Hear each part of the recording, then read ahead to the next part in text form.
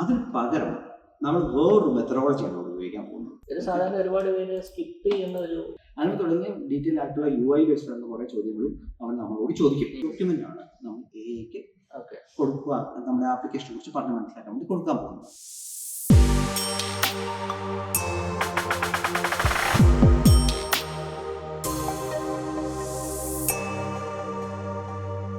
അപ്പൊ ശ്രീജിത്ത്, കഴിഞ്ഞ തവണ നമ്മൾ എങ്ങനെയാണ് എ വെച്ച് ആപ്പ് ഡെവലപ്പ് ചെയ്യാന്നുള്ള ഡിസൈൻ ചെയ്യാന്നുള്ള ഇതിന്റെ ഒരു ഇൻട്രോ പോലെ നമ്മൾ പറഞ്ഞു നിർത്തിയായിരുന്നു. നമുക്ക് എത്രയും പെട്ടെന്ന് ഇതിന്റെ ബാക്കി പരിപാടികളിലേക്ക് കടക്കാം. എന്താണ് ഇതിന്റെ പ്രോസസ് എന്നുള്ളതിലേക്ക് നമുക്ക് പതുക്കെ കിടക്കാം. തീർച്ചയായിട്ടും നമ്മൾ ആദ്യമായിട്ട് നമുക്ക് വേണ്ടത് ഒരു പ്രോഡക്റ്റ് റിക്വയർമെന്റ് ഡോക്യുമെന്റ് എന്ന് പറഞ്ഞ സാധനമാണ്. അതൊക്കെ എന്ന് വെച്ചാൽ നമ്മൾ കഴിഞ്ഞ ദിവസം സംസാരിച്ച കാര്യങ്ങളൊക്കെ നമ്മൾ ക്രോഡീകരിച്ച് ഒരു റിക്വയർമെന്റ് ഡോക്യുമെന്റ് പോലെയായിട്ട് അതാണ് നമ്മൾ ആദ്യം എഐക്ക് കൊടുത്ത് അവനെ പറഞ്ഞ് മനസ്സിലാക്കാൻ പോകുന്നത്. എന്താണ് ഈ ആപ്ലിക്കേഷൻ, എങ്ങനെയാണ് ഈ ആപ്ലിക്കേഷൻ വേണ്ടത് എന്നുള്ളത് പറഞ്ഞ് മനസ്സിലാക്കാൻ പോകുന്നത്. അതാണ് നമ്മുടെ first step. Okay, application design വിത്ത് AI എന്ന സീരീസിന്റെ രണ്ടാമത്തെ എപ്പിസോഡിലേക്ക് സ്വാഗതം. ചെറിയ സംശയം, ഈ നിങ്ങളിപ്പോൾ പറഞ്ഞ ഡോക്യുമെന്റ് പ്രൊഡക്റ്റ് റിക്വയർമെന്റ് ഡോക്യുമെന്റ് എന്താണ് സംഭവം, അതായത് എന്തൊക്കെയുണ്ടാവും അതിനകത്ത്? അത് ഞാനിപ്പോൾ കാണിച്ചു. എന്താണ് പ്രോഡക്റ്റ് റിക്വയർമെന്റ് ഡോക്യുമെന്റ് എന്ന് പറഞ്ഞാൽ അതിൻ്റെ അകത്ത് ആ പ്ലാറ്റ്ഫോം എന്താണ്, ആ പ്ലാറ്റ്ഫോമിൻ്റെ കോർ ഫങ്ഷണാലിറ്റീസ് എന്താണ്, ആ ഫങ്ഷണാലിറ്റീസിൽ എന്തൊക്കെയാണ് കാര്യങ്ങൾ വരിക, എന്തൊക്കെ ഡീറ്റെയിൽസ് ഉണ്ട്, എങ്ങനെയാണ് ഐഡിയയുടെ സ്റ്റേജസ് ഏതൊക്കെയാണ്, പ്രൊഡക്ഷനിലേക്ക് എങ്ങനെ പോകുന്നു, ഐഡിയ ഓരോ സ്റ്റേജിൽ എന്ത് സംഭവിക്കുന്നു, പിന്നെ ആരൊക്കെയാണ് അതിൻ്റെ യൂസേഴ്സ്, അവർക്ക് കൊടുക്കേണ്ട പെർമിഷൻസ് എന്തൊക്കെയാണ്, പിന്നെ അതിൻ്റെ ഓരോ യൂസറിനുള്ള ഫങ്ഷണാലിറ്റീസ് ഡീറ്റെയിൽ ആയിട്ട് എന്തൊക്കെ ഡീറ്റെയിൽ ആണോ ഉള്ളത്, ഇങ്ങനെ തുടങ്ങിയ കുറേയേറെ കാര്യങ്ങൾ അടങ്ങിയ ഒരു ഡോക്യുമെന്റ് ആണ് പ്രോഡക്റ്റ് റിക്വയർമെന്റ് ഡോക്യുമെന്റ് എന്ന് പറയുന്നത്. ഈ ഡോക്യുമെന്റ് ആണ് നമ്മൾ എഐക്ക് കൊടുക്കുക, നമ്മുടെ ആപ്ലിക്കേഷനെ കുറിച്ച് പറഞ്ഞ് മനസ്സിലാക്കാൻ വേണ്ടി കൊടുക്കാൻ പോകുന്നത്.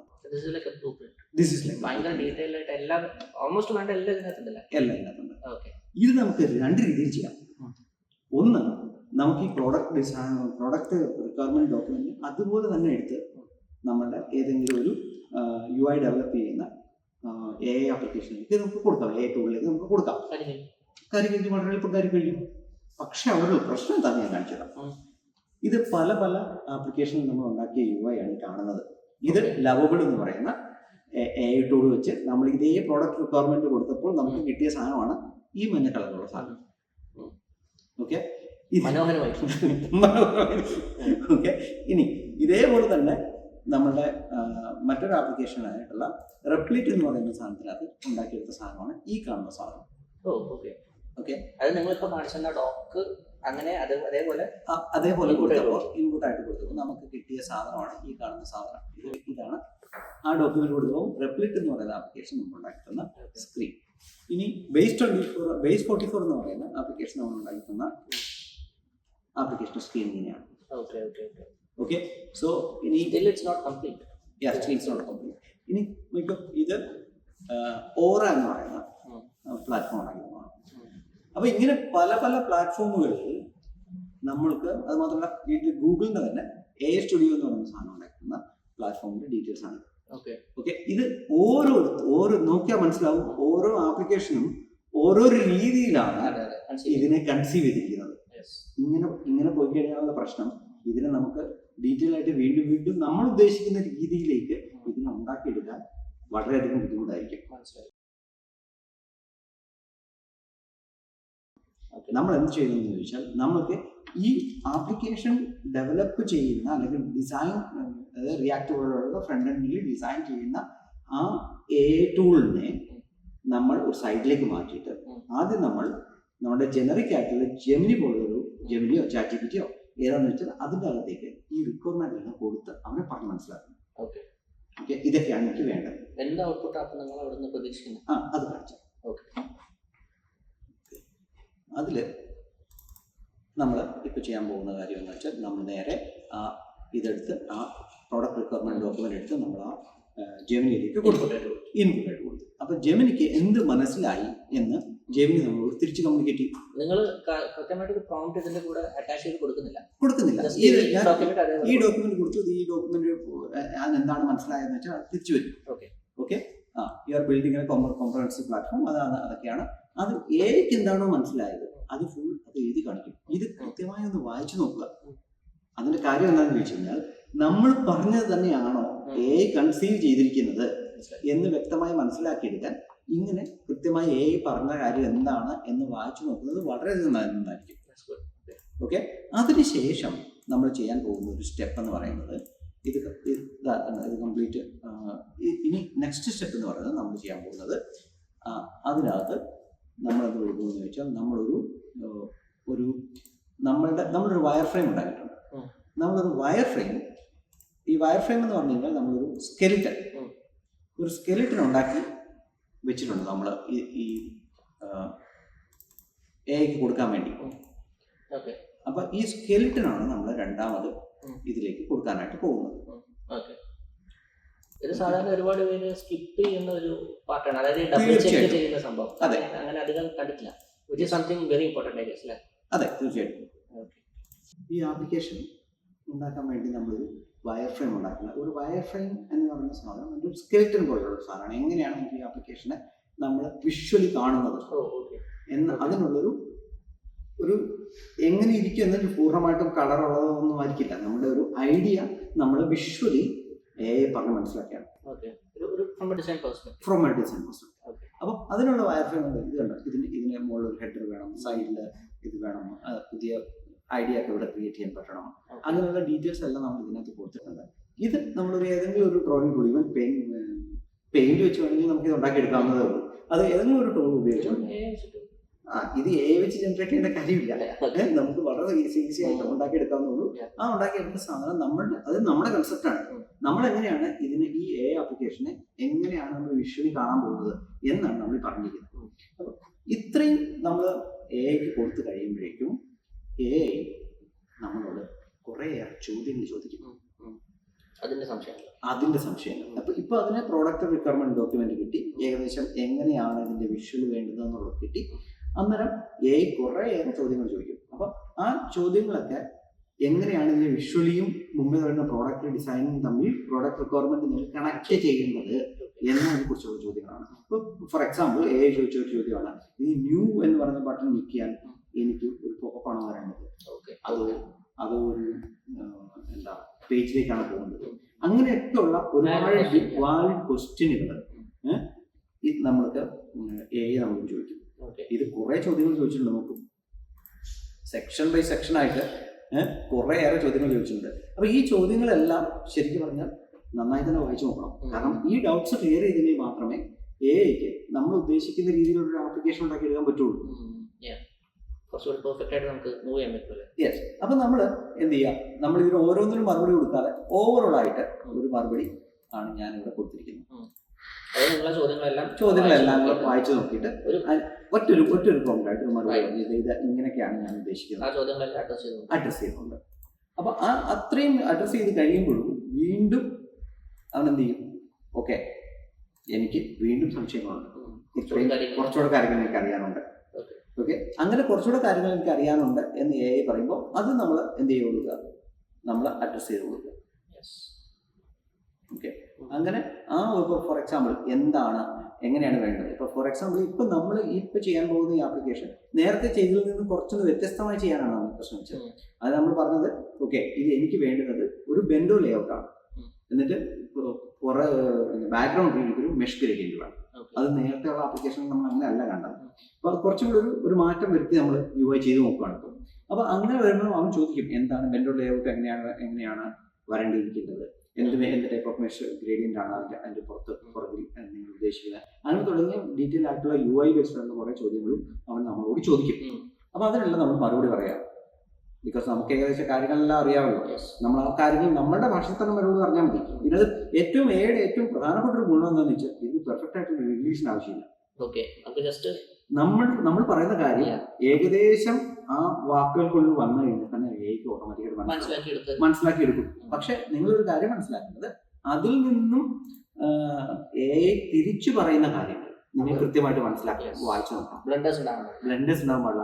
കാരണം നമ്മൾ പറയുന്ന കാര്യം തന്നെയാണോ മനസ്സിലായത് എന്ന് കൃത്യമായി ഉറപ്പുവരുത്തേണ്ടത് നമ്മൾ ഉത്തരവാദിത്തമാണ്. ഓക്കെ, അപ്പൊ ഞാൻ രണ്ടാമത് വീണ്ടും ചോദിച്ച ചോദ്യങ്ങൾക്കെല്ലാം കൂടെ ഒരു പ്രോംപ്റ്റിൽ ഞാൻ ഡീറ്റെയിൽ ആയിട്ടുള്ള ആൻസേഴ്സ് കൊടുത്തു. ഓക്കെ, അത് കഴിഞ്ഞപ്പോൾ അവൻ പറഞ്ഞു ഓക്കെ ഇതെല്ലാം കൺഫേം ആയി. ബാക്ക്ഗ്രൗണ്ട് ഗ്രേഡിയന്റ് സ്ക്രോളിംഗ് വേണം, ഫിൽറ്റേഴ്സ് വേണം, ലെഫ്റ്റ് സൈഡിൽ ഫിൽറ്റർ വേണം, സോർട്ടിങ് ഓപ്ഷൻസ് വേണം. ഓക്കെ, ഇങ്ങനെയാണ്. ഗെയിമിഫിക്കേഷൻ ഉണ്ട്, കോയിൻസ് ഉണ്ട്, റൈറ്റ് പാനലിൽ യുവർ കോൺട്രിബ്യൂഷൻസ് ഉണ്ട്, വെൻഡോ ലേഔട്ട് ആണ്, 80% ഓഫ് ദ വിഡ്ത്ത് ആണ് ഉപയോഗിക്കേണ്ടത്. എല്ലാം ഇങ്ങോട്ട് പറഞ്ഞു. നമ്മൾ പറയുന്ന കാര്യങ്ങളെല്ലാം കൃത്യമായി തന്നെ ഇങ്ങനെയാണ് നമ്മൾ ഉപയോഗിക്കാൻ പോകുന്നത് എന്നുള്ള ഡീറ്റെയിൽസ് എല്ലാം നമ്മൾ പറഞ്ഞു തന്നു. ഓക്കെ, അതിനുശേഷം നമ്മളിപ്പോൾ കുറേ ഏറെ ആപ്ലിക്കേഷനുകൾ കണ്ടു, UI ഉണ്ടാക്കി തരുന്ന ഒരു ആപ്ലിക്കേഷൻ. ഇതിൽ എനിക്കിഷ്ടപ്പെട്ട, എനിക്ക് ഏറ്റവും യൂസ്ഫുൾ ആയിട്ട് തോന്നിയ ആ ആപ്ലിക്കേഷൻ എന്ന് പറയുന്നത് ഗൂഗിളിൻ്റെ AI സ്റ്റുഡിയോ എന്ന് പറയുന്ന ആ സ്ഥലത്ത് അതിനകത്തൊരു ബിൽഡ് എന്ന് പറയുന്ന ആപ്ലിക്കേഷൻ. ഈ ബിൽഡ് എന്ന് പറയുന്ന ആപ്ലിക്കേഷൻ ഒരു റിയാക്ട് ബേസ്ഡ് ആയിട്ടുള്ള ഒരു ആപ്ലിക്കേഷൻ ബിൽഡ് ചെയ്തിരുന്ന സാധനമാണ്.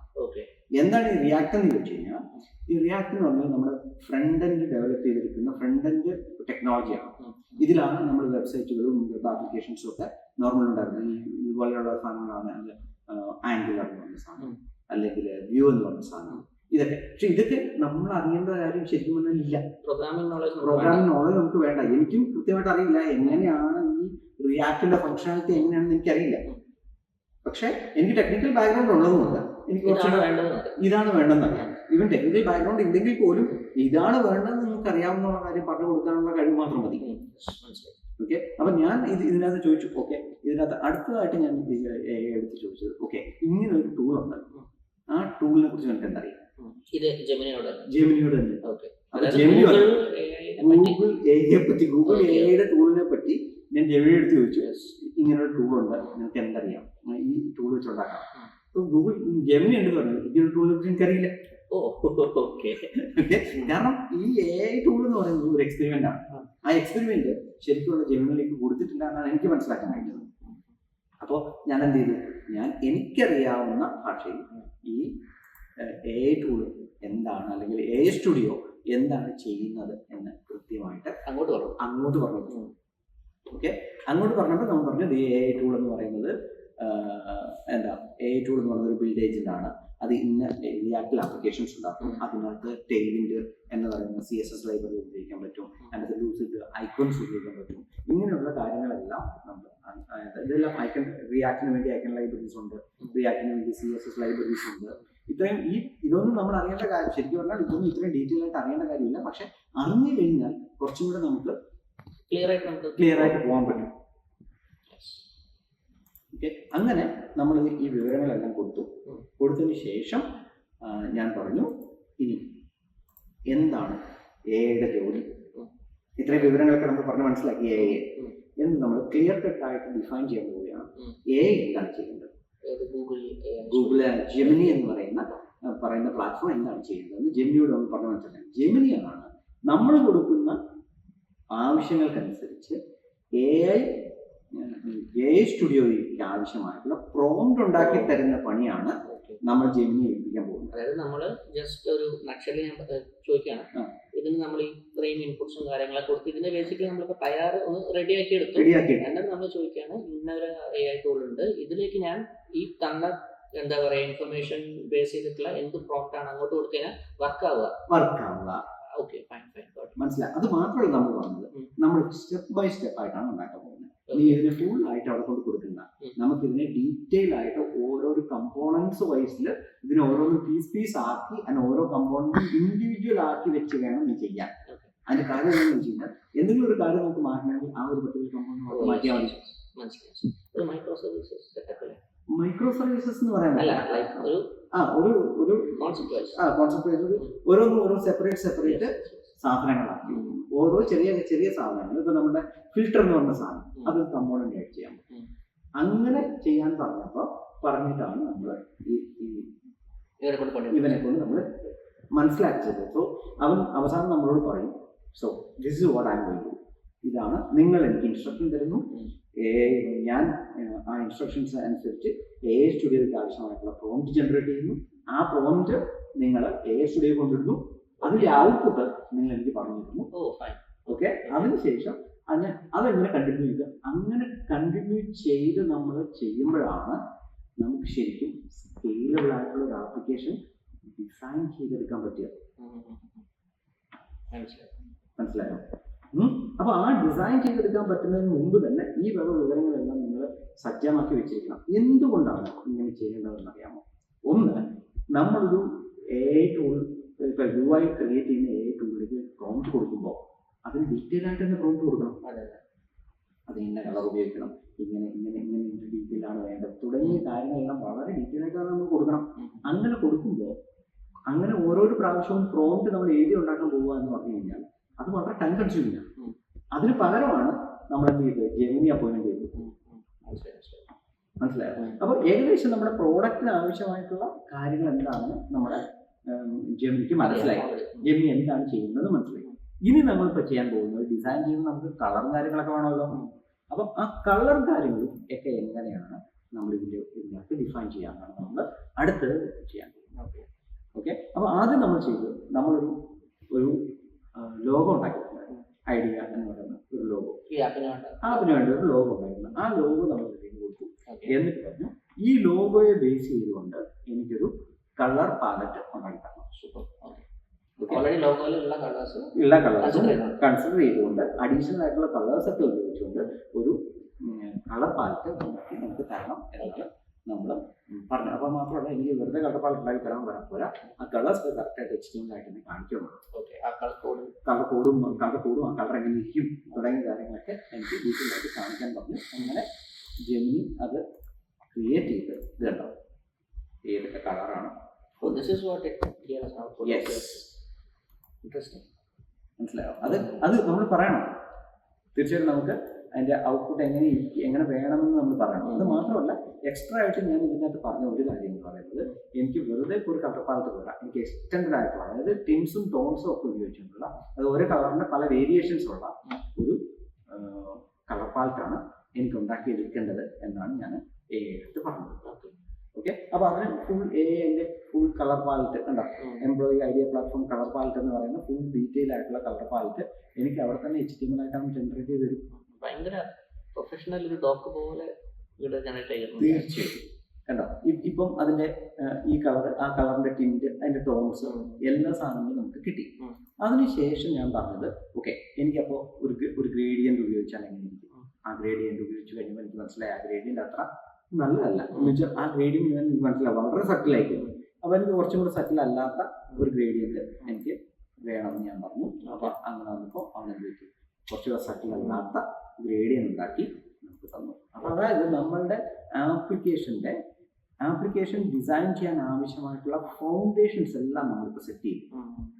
ഓക്കെ, അപ്പോൾ ഇനി ഈ ആപ്ലിക്കേഷൻ ഡിസൈൻ ചെയ്യുന്നത് നമുക്ക് അടുത്ത എപ്പിസോഡ് കണ്ടാലോ? അടുത്ത എപ്പിസോഡോ? നിങ്ങളിപ്പോ ആപ്പ് ഉണ്ടാക്കി തരാന്നല്ലേ പറഞ്ഞു? അതെ, തീർച്ചയായിട്ടും ഡിസൈനാണ് മൊത്തത്തിൽ നോക്കുക. നമ്മൾ എങ്ങനെ ഡിസൈൻ ചെയ്യാമെന്നാണല്ലോ നോക്കിയത്. അപ്പൊ നമുക്ക് അടുത്ത എപ്പിസോഡിൽ ശരിക്കും എങ്ങനെയാണ് ഈ ഡിസൈൻ ഉണ്ടായി വരുന്നത് കാണാം. കുഴപ്പമില്ല, മനസ്സിലായി. നമ്മൾ ഒറ്റയടിക്ക് അങ്ങനെ ചാടിക്കഴിഞ്ഞാൽ നിങ്ങൾ നേരത്തെ കാണിച്ച പോലെ ഹാഫ് ബേക്ക്ഡ് ആയിട്ടുള്ള സാധനങ്ങളായിരിക്കും. ഫൈൻ. ശരി, എന്നാൽ പിന്നെ അടുത്ത സീരീസിലേക്ക് എത്രയും പെട്ടെന്ന് കാണാം.